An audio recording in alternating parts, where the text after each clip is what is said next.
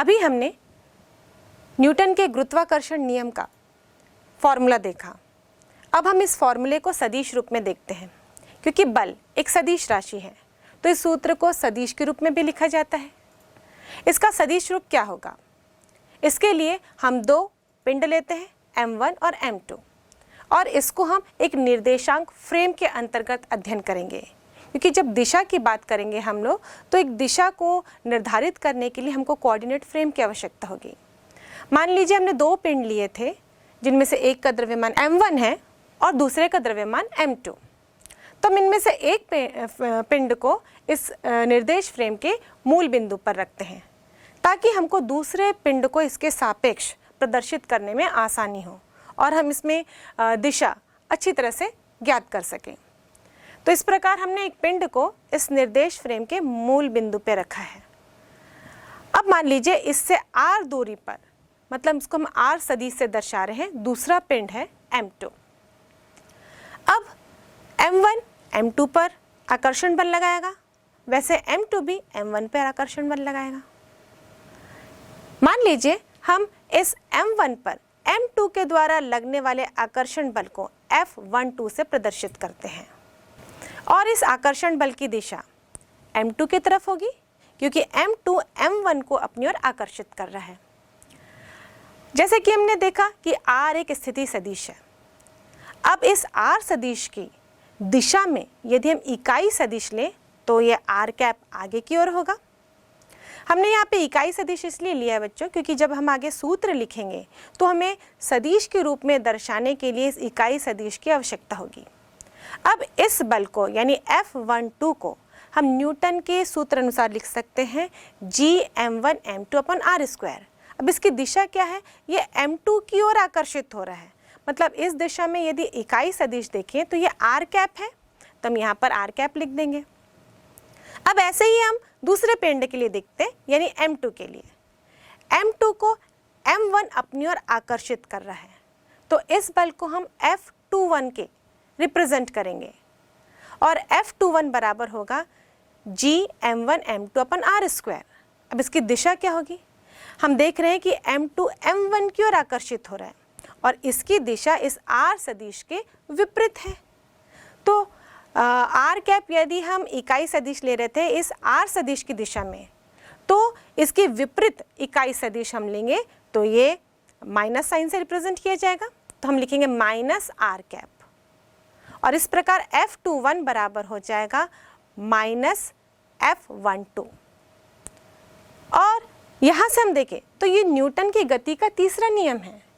Newton की गति के तीसरे नियम के अनुसार हम जानते हैं कि एक पिंड यदि किसी दूसरे पिंड पर बल लगाती है तो दूसरा पिंड भी पहले पिंड पर उतना ही बल लगाता है, बराबर और विपरीत दिशा में होता है।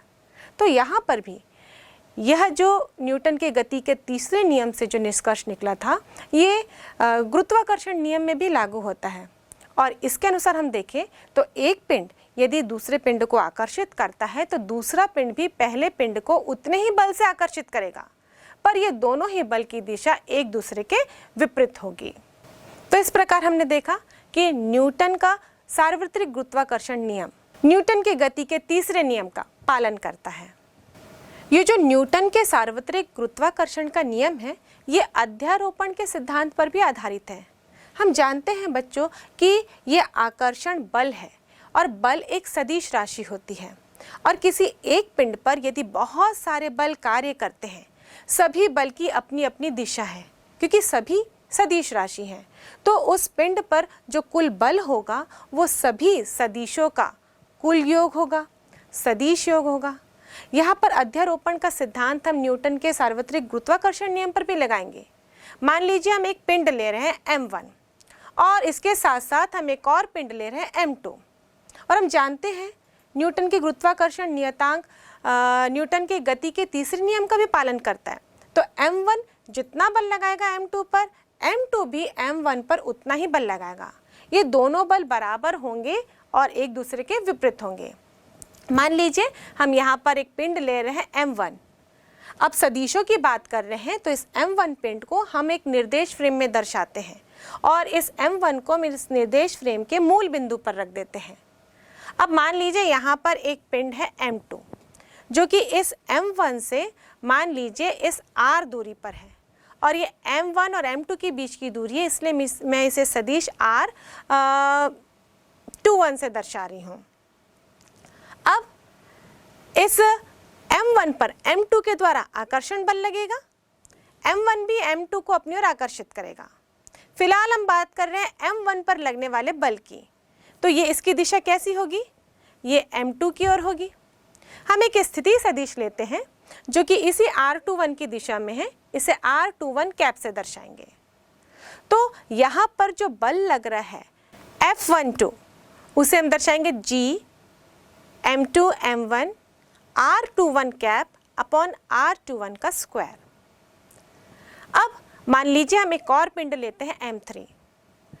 ये m3 भी m1 को अपनी ओर आकर्षित करेगा, m1 भी m3 को अपनी ओर आकर्षित करेगा, पर ये तीसरे पिंड m3 के आने के कारण इस m1 और m2 के बीच में जो आकर्षण बल लग रहा था उस पर कोई भी प्रभाव नहीं पड़ेगा, क्योंकि न्यूटन के सार्वत्रिक गुरुत्वाकर्षण नियम का हमने जब सूत्र देखा तो वो था F बराबर G m1 m2 अपन r स्क्वायर, और हमने यह देखा था कि ये जो बल है ये दोनों पिंडों के द्रव्यमान और उनके बीच की दूरी पर निर्भर कर रहा है।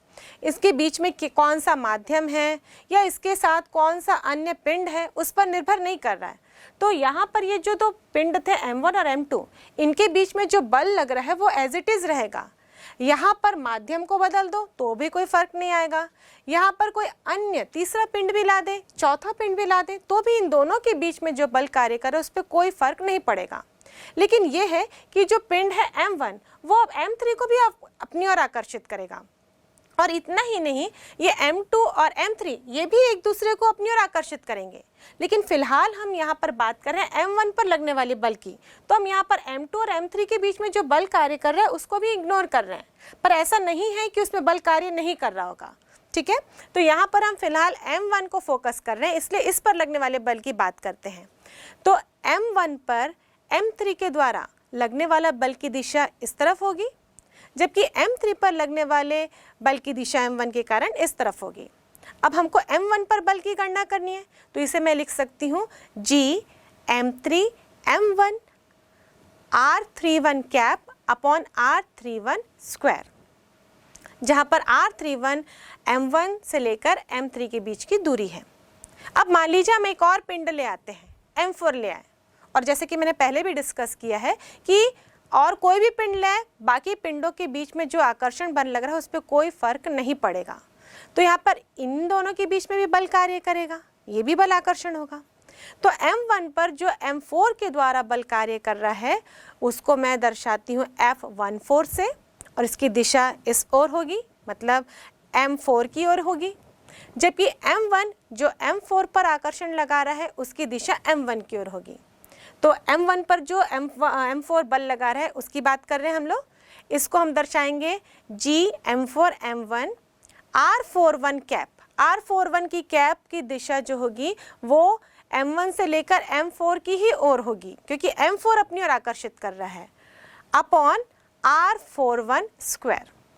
और अध्यारोपण के सिद्धांत से इस m बल पर लगने वाला कुल बल, मान लीजिए मैं F1 लिखती हूँ, तो F1 बराबर होगा इन सभी बलों का सदिश योग, क्योंकि सारे बल की अपनी अपनी दिशा है और यहाँ पर जब हम लोग योग करेंगे तो ये सदिश योग होगा।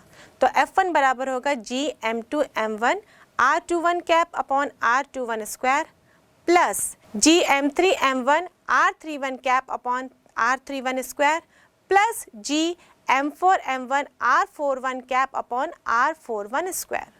और इस प्रकार अगर पांचवा पिंड भी ले आते, छठवां पिंड भी ले आते, तो जितने भी बल इस m1 पर काम कर रहे हैं उसकी दिशा के साथ हम इसका योग करते जाते, और यही अध्यारोपण का सिद्धांत है। और इस प्रकार हम देखें न्यूटन के इस गुरुत्वाकर्षण बल की बहुत सारी विशेषताएं हैं, जैसे कि ये बल माध्यम पर निर्भर नहीं करता, मतलब दो पिंडों के बीच में कौन सा माध्यम है इस पर यह बल निर्भर नहीं करता, और ना ही ये बल किसी अन्य पिंड की उपस्थिति पर निर्भर करता है। साथ ही हमने देखा यदि दो पिंड हैं तो ये दोनों ही पिंड एक दूसरे को अपनी ओर आकर्षित करेंगे, और इस बल और इस आकर्षण बल का मान बराबर होगा तथा एक दूसरे के विपरीत होगा। और न्यूटन की गति के दूसरे नियम से हम देखें तो F बराबर होता है m इंटू ए, और यदि पिंडों का द्रव्यमान बहुत अधिक हुआ उस कंडीशन में हम देखेंगे कि त्वरण का मान कम होगा।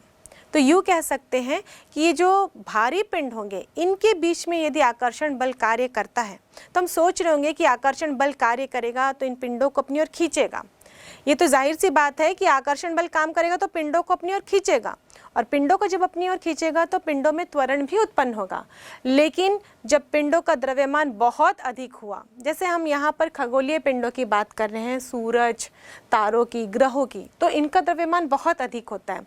तो इस स्थिति में हम देखें तो जो इनसे उत्पन्न होने वाला त्वरण है वो बहुत ही कम होगा। यूँ कहें कि इस त्वरण का मान नगण्य होगा।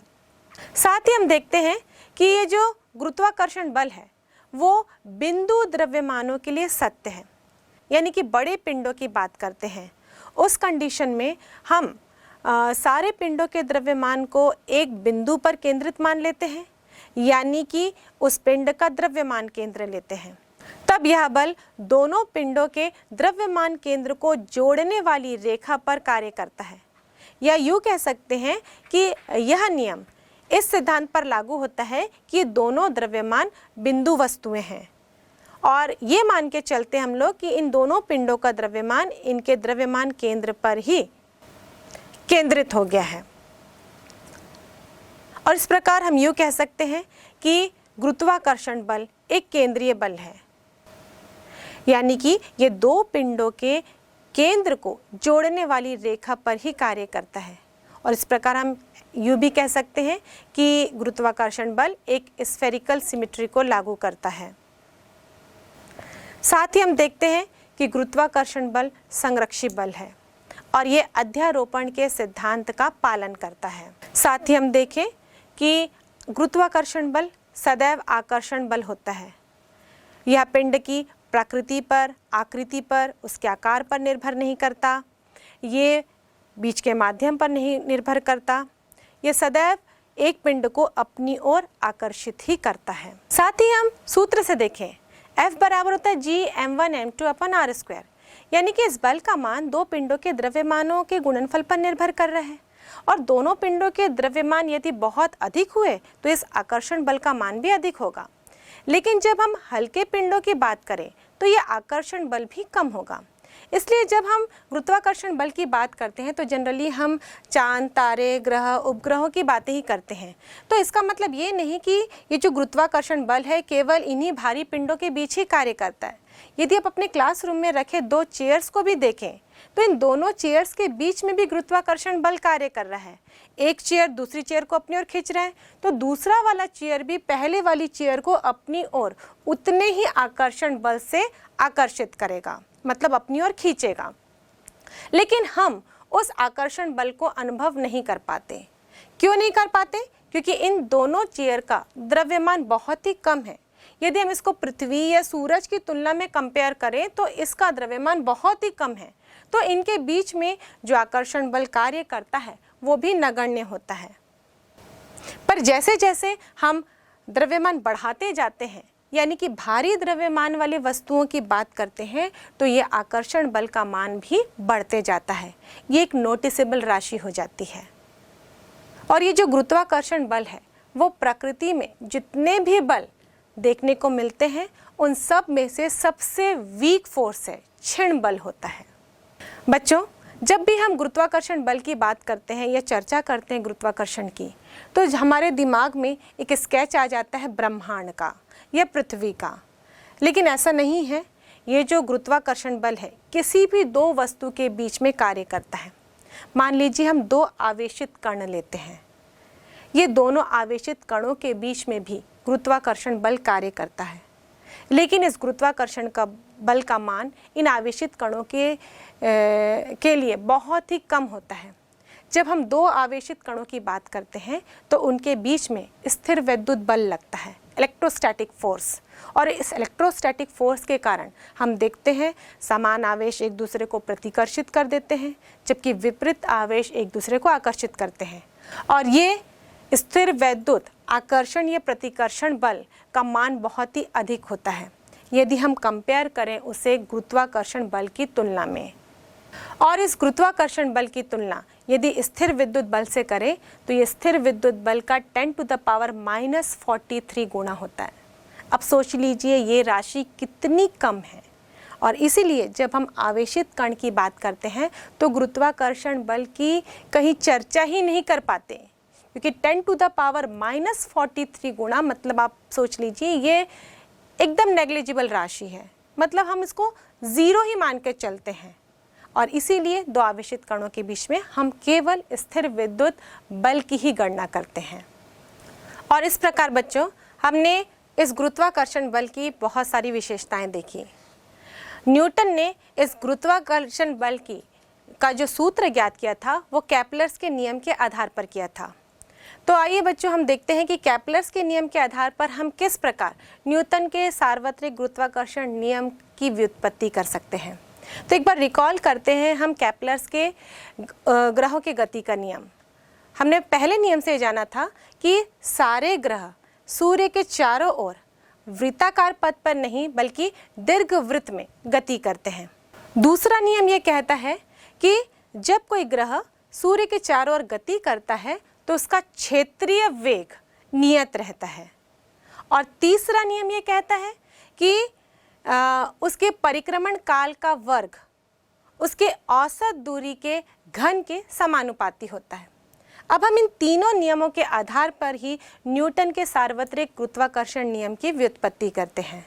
न्यूटन के गुरुत्वाकर्षण नियम की व्युत्पत्ति करने के लिए हम ये मान के चलेंगे कि सूर्य के चारों ओर पृथ्वी दीर्घवृत्त में नहीं बल्कि वृत्ताकार पथ पर गति कर रहे हैं। वैसे बुध और मंगल इन दोनों ग्रहों को छोड़कर बाकी सारे ग्रह सूरज के चारों ओर लगभग वृत्ताकार पथ पे ही गति करते हैं। यदि हम मान के चल रहे हैं कि पृथ्वी एक दीर्घवृत्त में गति कर रही है तो इसके दो एक्सिस होंगे, एक मेजर एक्सिस और माइनर एक्सिस, और इन दोनों का अनुपात यानी कि B/A वो 0.99986 होता है, मतलब लगभग 1 के बराबर। या यूँ कहें कि मेजर एक्सिस और माइनर एक्सिस दोनों लगभग बराबर ही होते हैं। तो ये मान के चल सकते हैं हम कि पृथ्वी भी एक वृत्ताकार पथ पे ही सूरज के चारों ओर गति कर रही है। तो इस प्रकार हम न्यूटन के सार्वत्रिक गुरुत्वाकर्षण की व्युत्पत्ति करने के लिए सबसे पहले तो हमने केपलर के पहले नियम में थोड़ा सा करेक्शन कर लिया और ये मान लिया कि सारे ग्रह लगभग वृत्ताकार पथ पर ही गति कर रहे हैं और इस वृत्ताकार पथ की त्रिज्या r है। मान लीजिए हमने सूरज का द्रव्यमान m लिया है और इसके चारों ओर एक ग्रह गति कर रहा है जिसका द्रव्यमान m है और इसके वृत्ताकार पथ की त्रिज्या r है। इस ग्रह को इस सूरज के चारों ओर एक चक्कर लगाने में t समय लगता है, यानी कि t इस ग्रह का परिक्रमण काल है और यह ग्रह v रेखीय चाल से इस सूरज के चारों ओर गति कर रहा है और यह भी मान लेते हैं ओमेगा इस ग्रह का कोणीय चाल है। अब केपलर का दूसरे नियम से हमने देखा कि इस ग्रह का इस सूरज के चारों ओर गति करते समय क्षेत्रीय चाल नियत रहता है। इसका मतलब इस ग्रह ने सूरज के चारों ओर गति करते समय इक्वल समय में इक्वल एरिया कवर किया होगा और यदि इसका क्षेत्रीय चाल नियत होगा इसका मतलब ये है कि इसका रेखीय चाल भी नियत होगा और इसीलिए हमने इस ग्रह के रेखीय चाल को v लिखा है।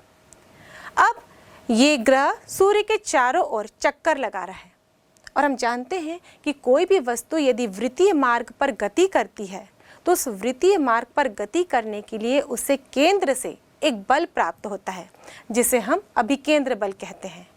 तो यह बल निश्चित रूप से इस ग्रह को इस केंद्र से प्राप्त होगा, यानी कि इस सूरज से प्राप्त होगा, क्योंकि सूरज यहाँ पर इस वृत्तीय कक्ष के केंद्र पर स्थित है और यह अभिकेंद्र बल होगा F = mv²/r। हम जानते हैं रेखीय वेग और कोणीय वेग में संबंध होता है v = ω/r और कोणीय वेग और परिक्रमण काल टी में संबंध होता है omega equal to 2 pi upon t. तो इस प्रकार हम लिख सकते हैं v equal to 2 pi r upon t, और यह मान इस सूत्र में रखने पर हमें मिलेगा f equal to m, v के स्थान पर लिखूंगे 2 पाई r अपॉन टी का स्क्वायर अपॉन r। अब स्क्वायर कर देते हैं हम इस राशि का और इसको हल करते हैं तो हमें मिलेगा f equal to 4 pi square upon t square r square m upon r। यहाँ से एक एक r कैंसिल हो जाएगा तो हमें मिलेगा f equal to 4 pi square upon t square into m are.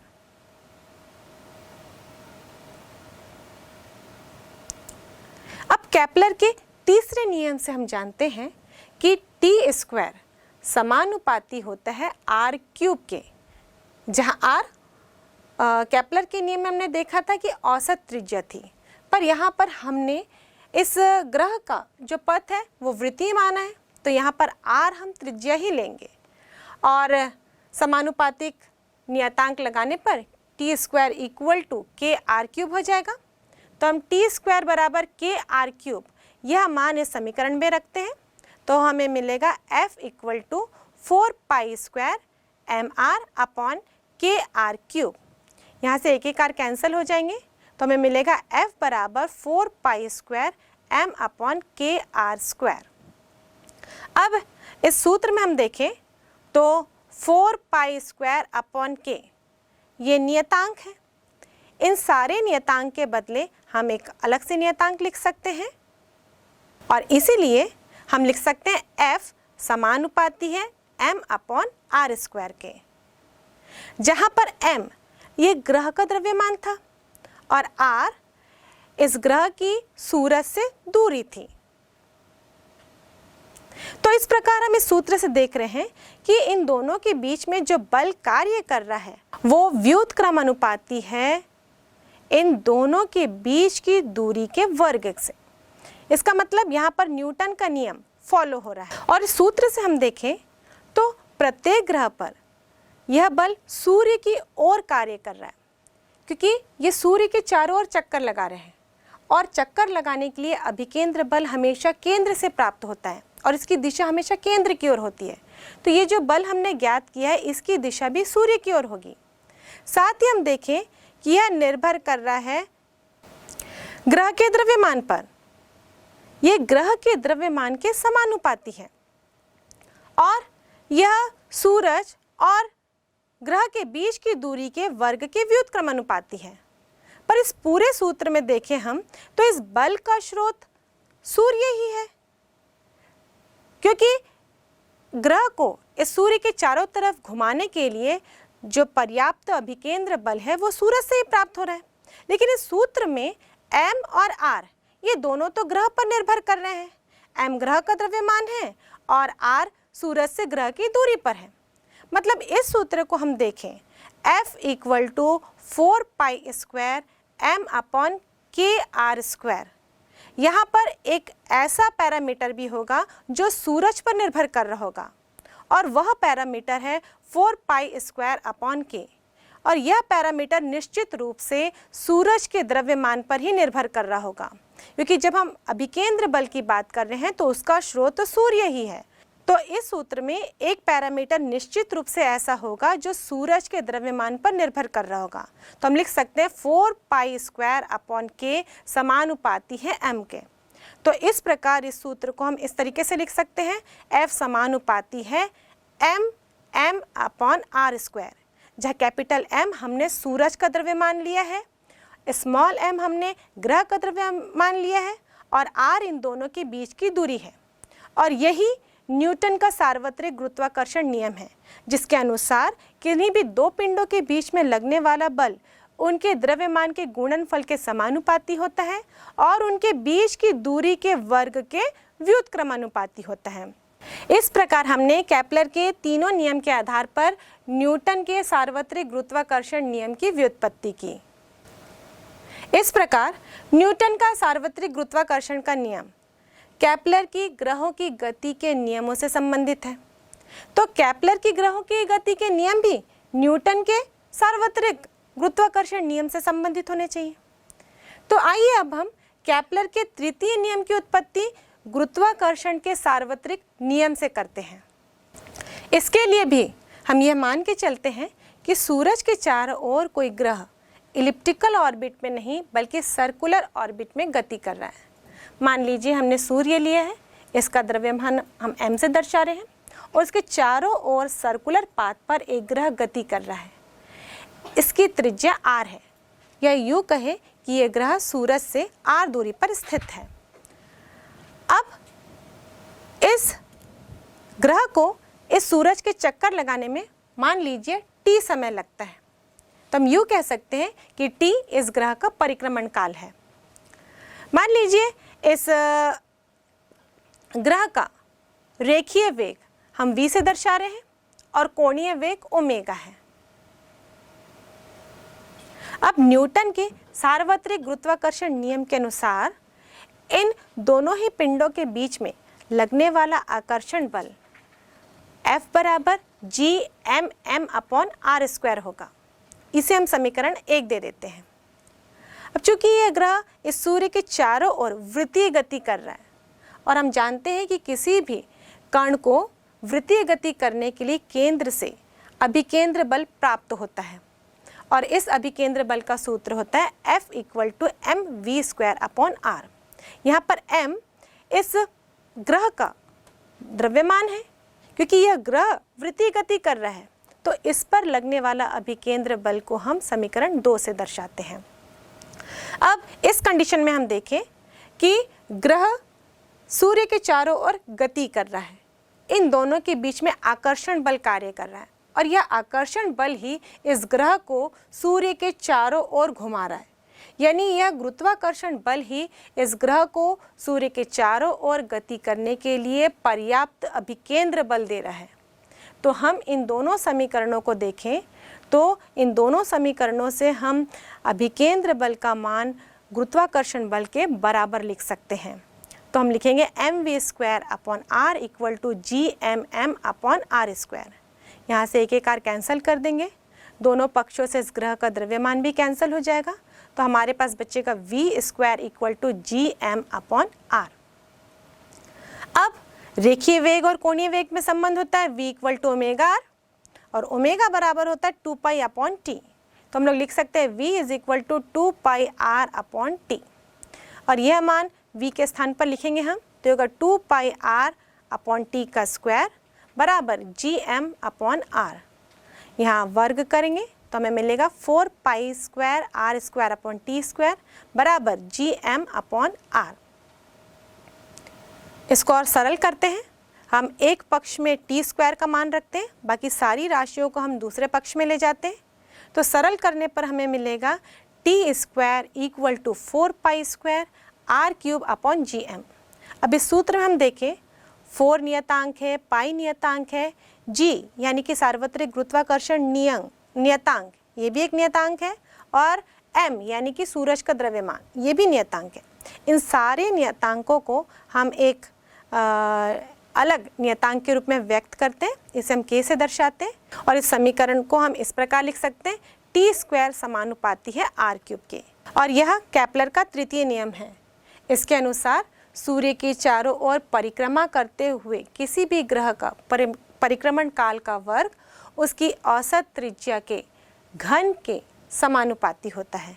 तो इस प्रकार बच्चों हमने न्यूटन के सार्वत्रिक गुरुत्वाकर्षण नियम से केपलर के तृतीय नियम की व्युत्पत्ति की है।